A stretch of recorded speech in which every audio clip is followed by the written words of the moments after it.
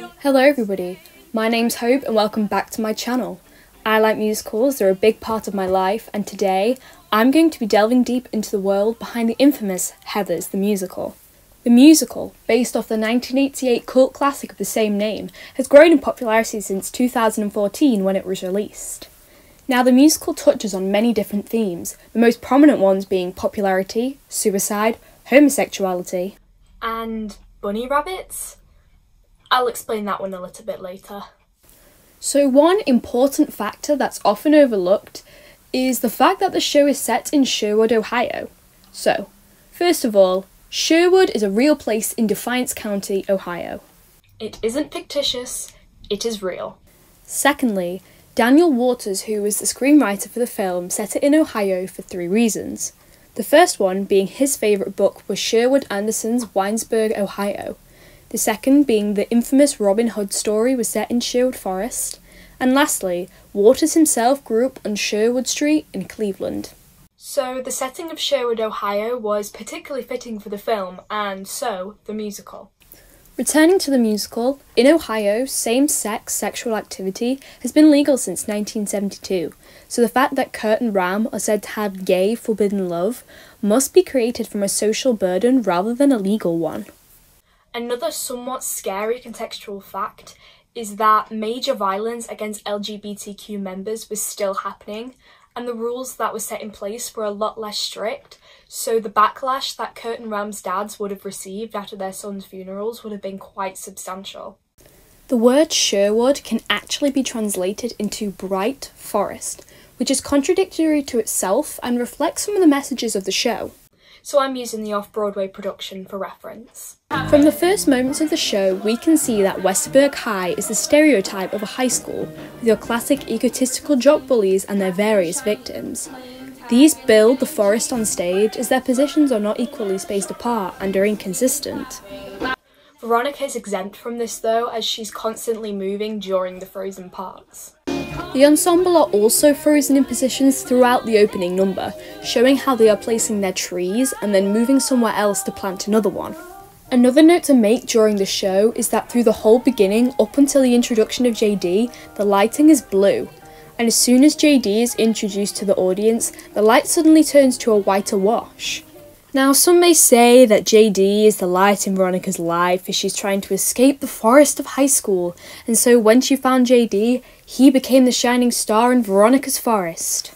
But JD is a teenage psycho killer who resembles the colour black more than the colour white, so I don't know. But the meanings of the colour blue took my interest when considering their relation to the show.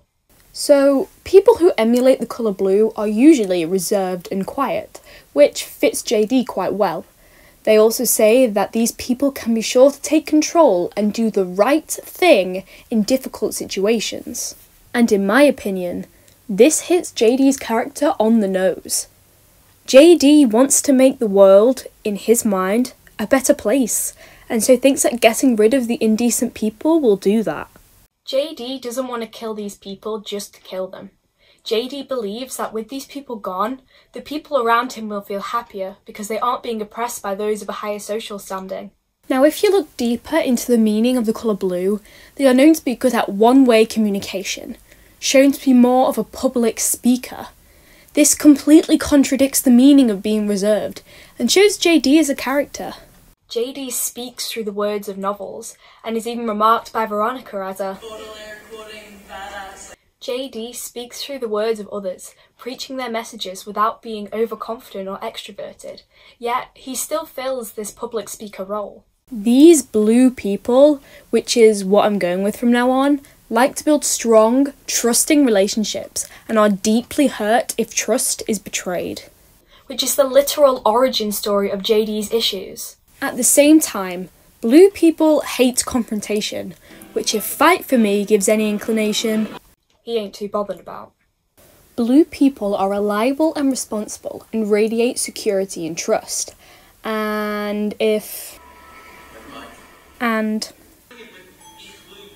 are any inclination, he doesn't exactly fit the bill. And that's the whole point. JD is the bright forest and Veronica's his reflection. JD's character is meant to be contradictory. JD is a troubled teen, and after the death of his mum and the awkward relationship with his dad, JD as a character is sort of all over the place. Like a forest? No, but really.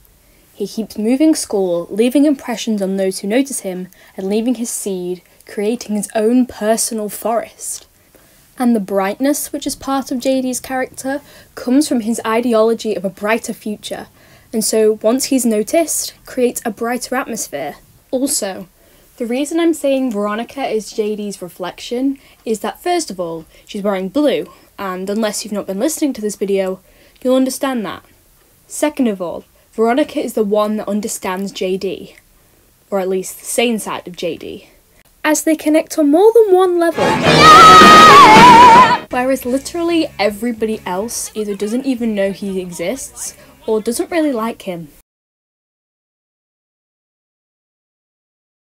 Veronica is the only person to empathise with JD, and even when he blows himself up, to anyone who doesn't know Heathers that well, yes, you heard me correctly, Veronica still feels something for JD because, in reality, he sacrifices himself for her. When Veronica returns to the school, the line brings so much importance to this idea because it indicates that the two died together and that they are the same person. So what does this have to do with the lighting of the show? Yeah, that was where this whole description stemmed from. So when JD is unnoticed by everyone, including the audience, because it wasn't until the third watch through, I noticed JD is on stage through the whole of Candy Store. But when JD goes unnoticed by everyone, the lighting on stage is blue because he is reserved and quiet and being himself, the introverted wallflower he is. When he becomes noticed, the lighting changes to a white colour with blue around the edges where there are still remnants of light, because as you can see, the stage is quite dark. And the only time the stage is fully lit is in the finale, when JD's indecent world has ended. The colour change happens because it shows that JD has made an impression on people and beginning to create his brighter future, just showing the different sides to his character. In addition to this, JD's outfit consists of the colours black and white, the two colours no person can confuse. Even if you're colourblind, apparently. And emphasises how clear-cut and developed JD's character will later become. The additional white light shows that at this point in the show, he is the victim, not the psychotic teenage murderer. The most interesting thing here is the ignorance of the colour blue, the colour which we've now established is the staple of the entire show. The blue and white contrast is not so clear-cut. The blue colour lingers throughout the entire musical, and the fact that the first time we see JD, he's leaving his morals behind before he's even been established as a character, shows how JD is in control of the courses of the show, which, when you look at it from a greater standpoint, is the reality. The choices he makes dictate the actions of the show because he's the one that kills them all. This adds so much to the show when looking at it from this standpoint because it shows the audience how much JD is integrated into the story of the show. Now, back to bunny rabbits. You remember when I mentioned that? So, if you like Heathers, you've probably heard the phrase, "I don't patronise bunny rabbits." But the fact is, she does. Literally anyone and everyone in the show patronises bunny rabbits. Let me explain. The Heathers are as patronising as it gets, the most popular girls in school who criticise anything that doesn't match their standards. JD patronises anyone that he doesn't like, and Kurt and Ram are giant douchebags who patronise anyone that they think are not as cool as them. So it's safe to say they're pretty patronising. But Miss Fleming denies it. And the fact is that she and the US school board of the time are probably the most patronising people in the show. In 1989, President George Bush and the governors of all 50 states gave the movement to reform American education a new impetus where they set 6 goals to be achieved by the year 2000. The characters in Heathers are seniors, so the introduction of these rules would put a lot of strain and pressure on them because they would be the marker for the improvement of the American school system. Universities and colleges would be looking for the best of the best, so they could present the greatest improvements and lead more people to apply for the school. So, Miss Fleming, you're a big fat liar. Rabbits are commonly used as test subjects, and that's more or less what the school system is using them as. Rabbits are a symbol of rebirth, a period of new life, growth or activity. A revival. Heathers the musical is a revival. A new life stemmed from the film, and the development of the musical and its story becomes a rabbit in itself. Musicals don't just form from thin air. They are rewritten and workshopped and perfected until the writers and producers are happy with what they see. Before the musical has even been seen by an audience, many a rabbit has been patronised. Talking about patronisation, as a watcher, the I Am Damaged section, which is the penultimate song in the show, patronises the audience in ways whilst instilling feelings into Veronica of empathy and sadness. The lyrics are something to note on here, as if you take the song out of context, the "your" becomes subjective. Veronica's name is never spoken within that song, and it is only first and second person pronouns used, with no inclination of who they're directed to. If you notice, anything not involving a pronoun is directed towards her, and anything that is directed towards himself as he avoids eye contact. Until the phrase, "I worship you," this tells me that JD is trying to convince himself in his mind of the two ways that this situation could go.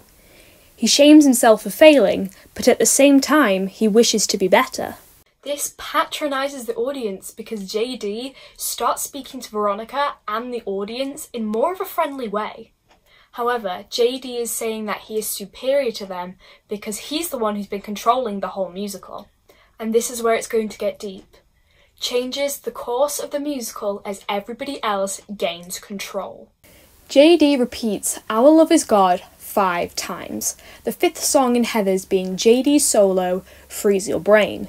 But when Veronica says, "Say hi to God," subverts it, making it the 6th song in the show, "Big Fun," the only full chorus number which he is not in prior to his death, showing that JD has lost the control, and the ending of the show is up to Veronica, as she is the one who technically led to JD's death. And now your mind has been blown. You're welcome. And so, that does it for this video and the truth behind Heathers the musical. I could probably keep talking, so maybe I'll make a part 2. And comment down below any other musicals that you'd like to see me do. I hope you enjoyed and learned some insights from my mind and the world of Heathers itself. Like the video if you liked it, I hope you did. Keep enjoying musicals as much as me, and I will see you in the next one.